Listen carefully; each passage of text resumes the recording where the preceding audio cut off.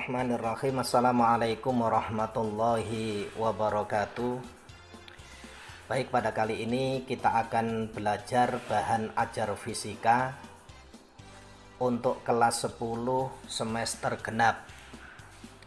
Pokok bahasan yang kita pelajari adalah momentum dan impuls. Kompetensi dasar yang akan dimiliki oleh peserta didik setelah mempelajari bab ini, yang pertama adalah kompetensi pengetahuan KD 3.10, yaitu diharapkan siswa mampu menerapkan konsep momentum dan impuls serta hukum kekekalan momentum dalam kehidupan sehari-hari. Kemudian yang kedua, kompetensi keterampilan, yaitu KD 4.10. Diharapkan siswa dapat menyajikan hasil pengujian penerapan hukum kekekalan momentum. Misalnya seperti ketika bola jatuh bebas ke lantai, atau contoh yang lain adalah roket sederhana. Indikator pencapaian kompetensi saat mempelajari materi ini, yang pertama adalah mengamati tentang momentum, impuls, hubungan antara impuls dan momentum, serta tumbukan dari berbagai sumber belajar. Yang kedua, mendiskusikan konsep momentum impuls, hubungan antara impuls momentum, serta hukum kekekalan momentum dalam berbagai penyelesaian masalah. Yang ketiga, merancang dan membuat roket sederhana dengan menerapkan hukum kekekalan momentum secara berkelompok.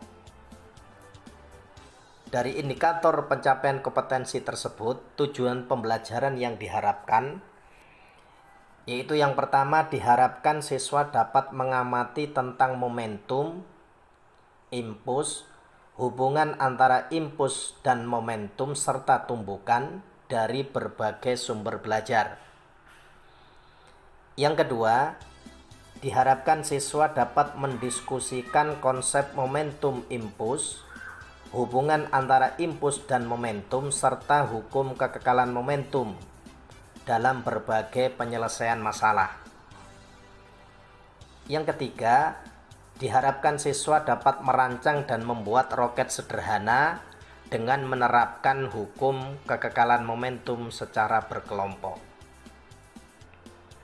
Untuk mencapai tujuan pembelajaran tersebut, terlebih dahulu peserta didik harus difahamkan tentang pengertian momentum dan impuls. Pengertian dari momentum adalah besaran fisika yang melibatkan besaran massa dan kecepatan. Dari pengertian itu, maka momentum suatu benda yang bergerak, yang dilambangkan dengan P kecil, didefinisikan sebagai hasil perkalian antara massa dengan kecepatan. Secara matematis dapat ditulis momentum suatu benda yang bergerak atau dilambangkan P sama dengan M dikalikan V. Dengan M adalah massa benda, satuannya kilogram, V adalah kecepatan benda, satuannya meter per sekon. Sehingga satuan dari momentum adalah kilogram meter per sekon. Yang berikutnya, pengertian tentang impuls. Impuls adalah peristiwa gaya yang bekerja pada benda dalam waktu yang singkat atau dalam waktu yang sesaat. Dari pengertian itu, impuls didefinisikan sebagai hasil kali gaya atau dilambangkan F besar dengan selang waktu atau dilambangkan delta T yang dibutuhkan saat gaya tersebut bekerja. Sebagai contoh, Pada layar di atas dicontohkan pemain softball yang memukul bola. Pada saat gaya yang diberikan oleh pemain itu sesaat sebelum bola itu dipukul, maka saat itu terjadi yang namanya impuls. Atau yang kedua, seorang pemain sepak bola, sesaat ketika bola itu ditendang, maka gaya yang diberikan oleh pemain sepak bola tersebut terhadap bola akan menyebabkan terjadinya impuls. Secara matematis, impuls dirumuskan I sama dengan F dikalikan delta T, dengan F adalah gaya yang bekerja, kemudian delta T adalah waktu sesaat yang dibutuhkan sebelum benda itu dikenai gaya. Maka jika gaya memiliki satuan Newton, kemudian delta T memiliki satuan sekon, impuls memiliki satuan Newton sekon. Kemudian jika kita mencari hubungan antara gaya dan selang waktu yang bekerja, maka dapat digambarkan seperti grafik yang ada pada layar. Sehingga impuls itu juga dapat dihitung dengan cara menghitung luas kurva yang ada di bawah grafik. Yang berikutnya, agar tujuan pembelajaran itu tercapai, peserta didik difahamkan pula tentang hubungan momentum dan impuls. Untuk mencari hubungan momentum dan impuls, maka kita mengacu pada hukum kedua Newton, di mana persamaan pada hukum kedua Newton, sigma gaya sama dengan massa dikalikan percepatan. Dan nilai percepatan itu sendiri adalah perubahan kecepatan terhadap waktu. Kalau demikian, sigma gaya sama dengan massa dikalikan perubahan kecepatan terhadap waktu. Dan bisa ditulis sigma gaya sama dengan perubahan momentum terhadap waktu. Dari persamaan tersebut dapat kita peroleh jika perubahan waktu itu kita pindah pada ruas yang lain, maka akan diperoleh nilai gaya dikalikan dengan selang waktu itu adalah sama dengan perubahan momentum. Maka dapat disimpulkan impuls yang bekerja pada suatu benda sama dengan perubahan momentum yang dialami benda itu, yaitu antara beda momentum akhir dengan momentum awalnya. Setelah memahamkan pengertian-pengertian tersebut, baik kiranya kita melihat beberapa penerapan prinsip momentum dan impuls. Pada materi ini kami gambarkan sebuah bola yang diberikan kecepatan dengan kecepatan V1 mengenai dinding. Pada saat bola tersebut sesaat sebelum meninggalkan dinding, maka berdasarkan konsep hukum Newton, ketika ada gaya yang bekerja pada satu benda, maka benda tersebut akan memberikan gaya. Sesaat benda sebelum atau bola sebelum meninggalkan dinding, maka terjadi impuls antara bola dengan dinding tersebut. Sehingga kasus atau penerapan prinsip momentum dan impuls itu bisa kita gunakan sebagai aplikasi dari hubungan antara impuls dan momentum, di mana impuls adalah perubahan momentum. Jika kita anggap bola ketika meninggalkan atau bergerak menuju dinding itu bernilai positif, maka kecepatan ketika bola meninggalkan dinding itu nanti bernilai negatif. Kecepatan awalnya itu sebelum tumbukan, dan kecepatan setelah mengenai dinding itu adalah sesudah terjadi tumbukan. Pengertian-pengertian tersebut kemudian bisa kita aplikasikan, misalnya pada sebuah contoh.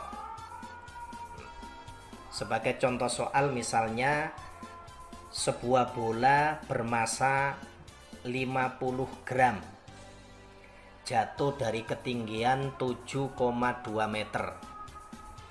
Setelah menumbuk lantai, bola memantul kembali, yaitu berlawanan arah dengan arah sebelumnya dengan ketinggian 3,2 meter. Pertanyaannya, hitunglah momentum bola sebelum dan sesudah menumbuk lantai. Pertanyaan yang berikutnya adalah gaya yang diberikan lantai pada bola ketika bola menyentuh lantai selama 0,02 sekon.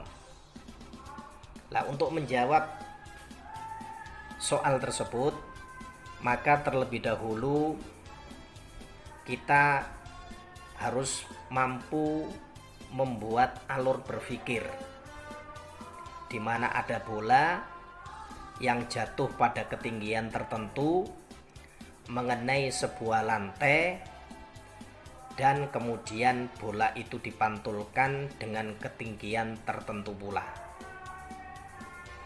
Alur yang berikutnya adalah kita akan menghitung momentum sebelum dan sesudah menumbuk lantai.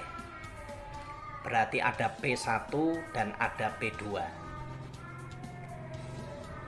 Yang ketiga, alur yang berikutnya adalah kita akan menghitung nilai gaya yang bekerja antara bola dengan lantai sesaat, yaitu dengan selang waktu 0,02.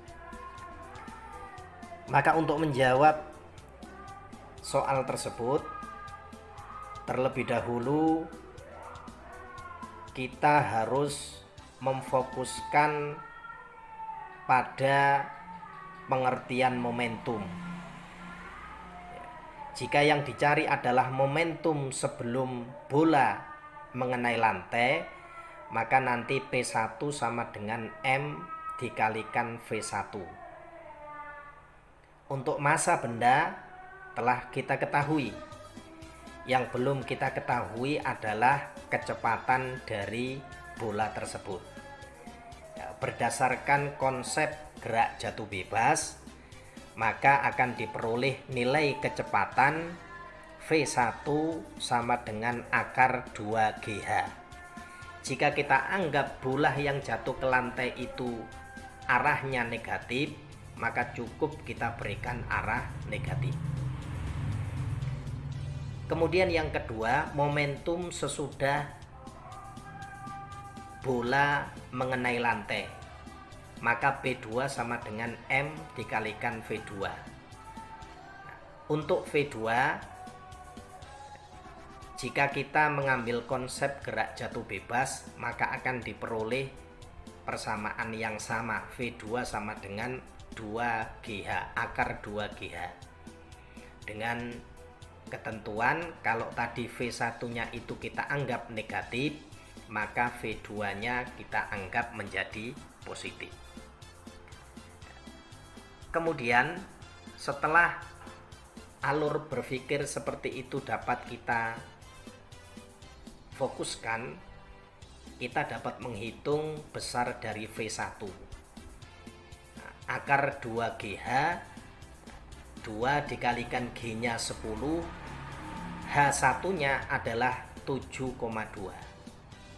Maka diperoleh nilai V1 itu adalah 12 meter per sekon. Dengan arah kita anggap negatif. Kemudian V2, akar 2GH,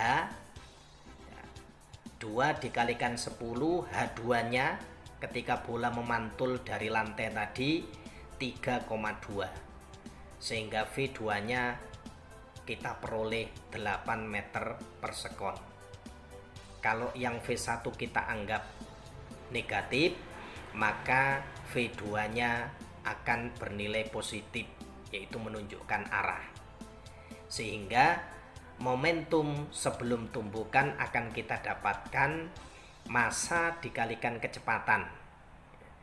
Tadi massanya adalah 50 gram, kita ubah dalam satuan kilogram akan diperoleh 5 kali 10 pangkat min 2 dikalikan 12, sehingga diperoleh nilai 0,6 dengan arah ke bawah.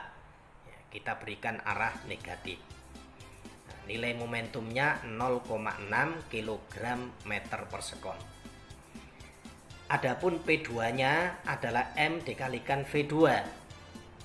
Dengan massanya 5 kali 10 pangkat min 2 kg dikalikan V2-nya 8, maka akan kita peroleh nilai 0,4 kg meter sekon dengan arah ke atas.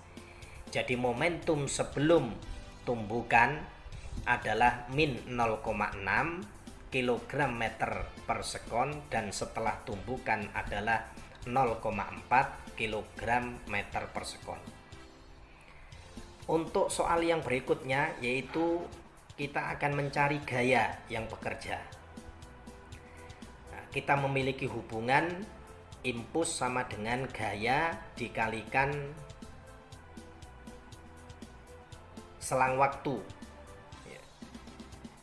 di mana waktu sesaat yang terjadi antara bola dengan lantai itu adalah 0,02 sekon.